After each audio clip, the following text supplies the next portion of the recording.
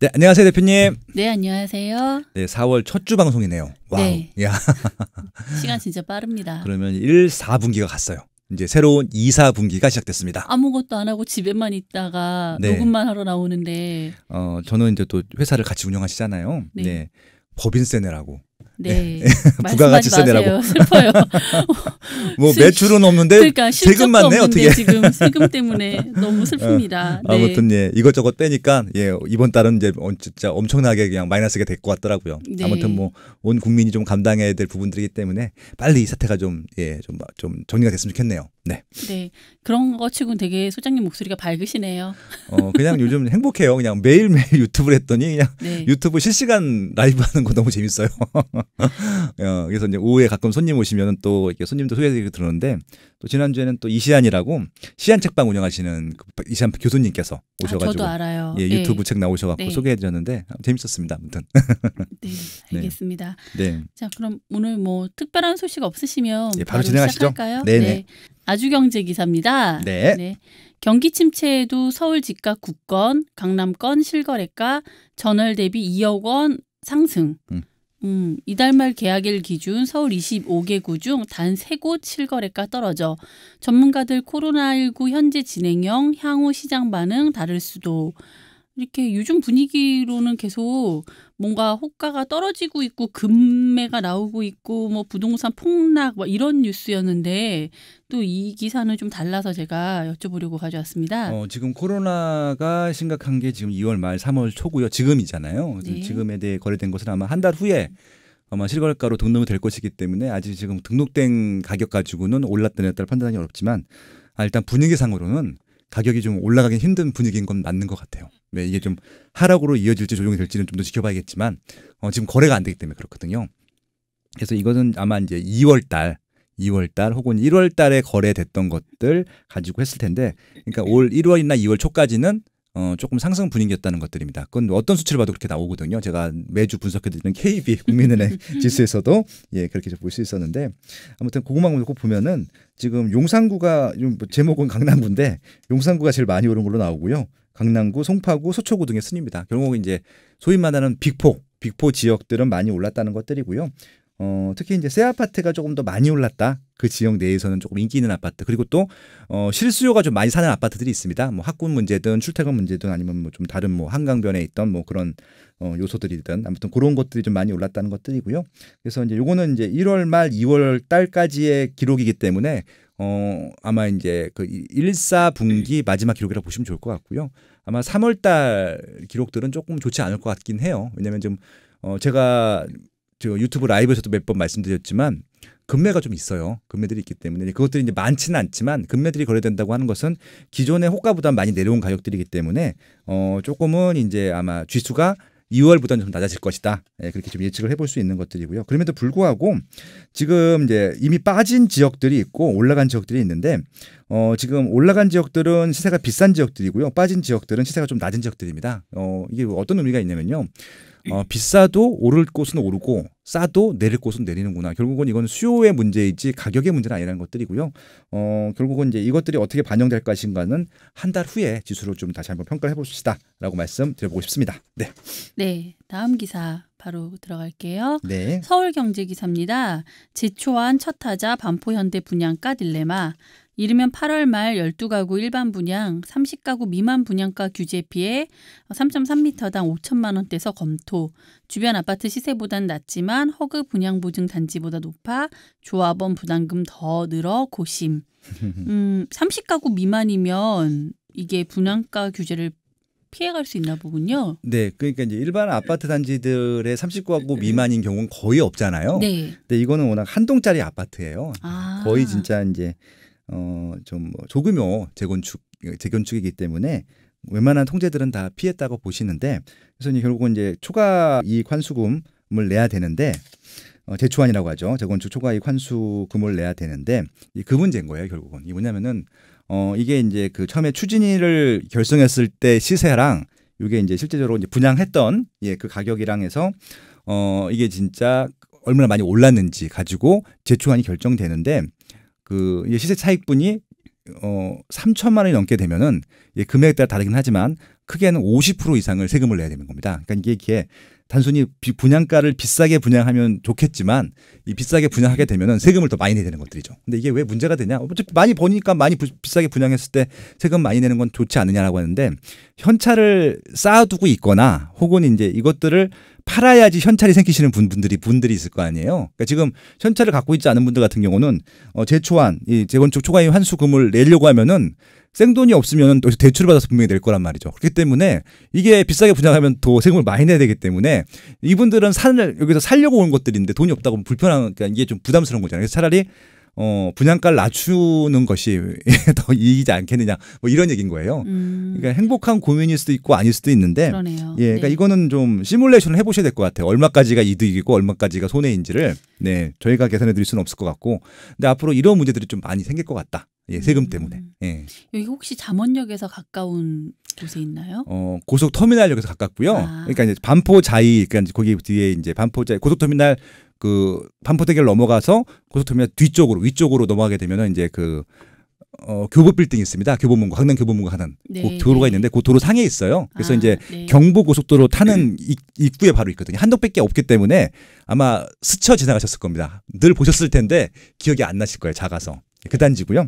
아무튼 이제 그런데 불구하고 아마 기존에 지금 4천만 원대 분양을 하는데 여기는 5천만 원 분양해도 뭐 큰 문제는 없을 것 같긴 한데, 아무튼 이게 좀 재초한 세금을 내야 되는 부분들 때문에, 근데 이게 좀 넌센스인 것 같긴 해요. 이것 때문에 이제 어떤 잔지에서 헌법소원을 제기했었어요. 이게 그러니까 물건을 팔아서 수익이 생겨야지 세금을 내는 건데, 이건 아직 물건을 팔지 않았기 때문에 소득이 생긴 게 아니잖아요. 근데 소득이 생기지 않았는 상태에서 미래 소득을 가정해서 내는 것들이기 때문에 이게 좀 넌센스인 것 같긴 해요. 상식적으로 보면은. 근데 이런 제도가 좀 있는 것 자체가 아마 전 세계에서 우리나라밖에 없을 것 같아, 이런 제도는.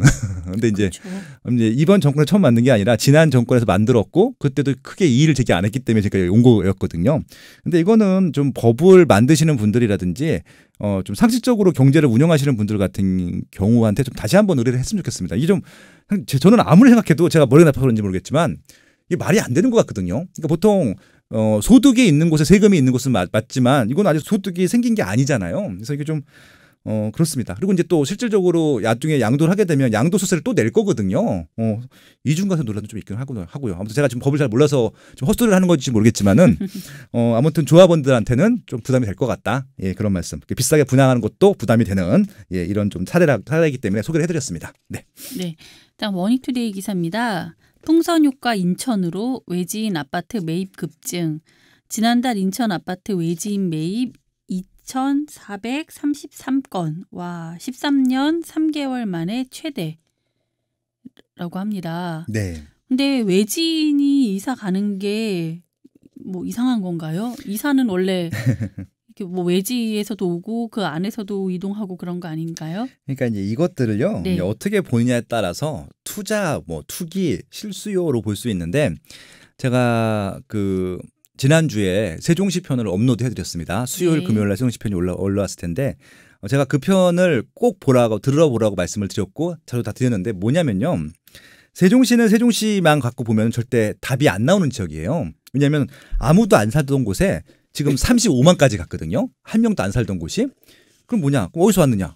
기존 주변에서 왔을 거잖아요. 그럼 대전에서 왔을 거고, 청주에서 왔을 거고, 천안에서 오고, 공주에서 왔을 거잖아요. 결국은 한 지역을 이런 수요 이동을 좀 분석하다 보면요, 이 지역 내의 수요로 갖고는 안 되고요, 주변에서 왔다 갔다 하는 것도 수요거든요. 그러면은 세종시 입장에서 보면은 지금 대전이나 청주나 천안이나 공주 같은 경우는 외지인이에요. 근데 그들이 와서 진짜 살거든요, 실제. 그럼 그건 투자가 아니라 실수요인 거잖아요. 그러니까 똑같은 논리입니다. 그러니까 그 세종시 편 안 보신 분들 꼭 보세요. 듣거나. 예. 그래야 이것도 이해하실 수 있습니다. 제가 서울을 공부하는 이유가 뭐죠? 예. 서울 공부하게 되면 전국에 다 이해가 된다고 말씀드렸잖아요. 서울을 공부하는 이유는 뭐냐면은 서울이 되게 재밌는 지역이에요. 전체 인구수는 주는데 수요는 증가하는. 그럼 수요가 어디로 증가하느냐? 인천, 경기도로 증가합니다. 그럼 결국은 인천하고 경기도는 좀 인구가 늘어요. 그럼 느는데 그럼 수요가 증가하는 것들이거든요. 그럼 그들이 정말 잘해서 느는 거냐? 뭐 잘해서 느는 것도 있겠지만 서울이 그 인구를 수용할 수 없기 때문에, 감당할 수 없기 때문에 인천과 경기도로 밀려나신 분들이 대부분일 거거든요. 가격 때문에. 혹은 뭐 다른 이유 때문에 대부분 가격 문제가 되게 크겠죠. 그러면은 이거는 외지인의 아파트 매입이 아니라 제 생각에는 서울에서 밀려난 서울의 잠재 수요층들이 결국은 인천과 경기도 선택했을 거고 최근에 뭐 수원이 핫했던 이유들, 뭐 안양이 핫했던 이유, 성남이 핫했던 이유들은 다 서울 수요가 넘어온 것들이 또 상당수가 있거든요. 그 자체 수요도 있지만 인천도 아마 인천 자체 수요 플러스 서울 수요 넘어온 수요까지 합쳐지면서 매입이 급증했던 것들이죠. 근데 그분들은 결국 여기서 실수요 거주를 한다라고 하면은 실수요가 되는 것들이고 여기는 또 비규제 지역이기 때문에 투자 수요도 또 상당히 들어왔을 거라고 예상이 됩니다. 그럼 투자 수요까지 엎어지게 되면은 더 많이 되는 것들이죠. 결국 그래서 지금 인천의 풍선 효과 같은 경우는 실제 실수요가 증가했을 수도 있고 네, 그래서 인천 지역 같은 경우는요, 좀 투자 수요층과 실수요층이 좀 섞여 있어서 단순히 외지인 투자층이라고만 치부해서도 안 되고요. 그리고 또 실수요가 많다라고 또 이렇게 또 단언해서도 안 됩니다. 그러니까 이것들이 혹시 정말 경기가 안 좋거나 혹은 또 다른 또 문제가 생겨서 투자 수요층들이 빠져나가게 되면 그러니까 문제가 생긴다는 건 이런 것들이죠. 규제 지역으로 지정해 버리게 되면은 투자 수요층들은 빠져나가거든요. 그렇게 되면 여기 또 수요가 주는 것들이기 때문에 그리고도 이 가격에 지키는데 혹은 또 수요가 이 시장이 지켜지는데 문제가 없다라고 하면은 괜찮은데 문제가 생길 만한 상품이라고 하면은 미리 조심하시는 게 낫겠다. 예, 그런 좀 제안들도 드려보고 싶습니다. 네. 네. 자, 그럼 다음 뉴스원 기사고요. 네. 지역 경제 살리자. 국토부 이전 공공기관 2020 지역발전 계획 확정.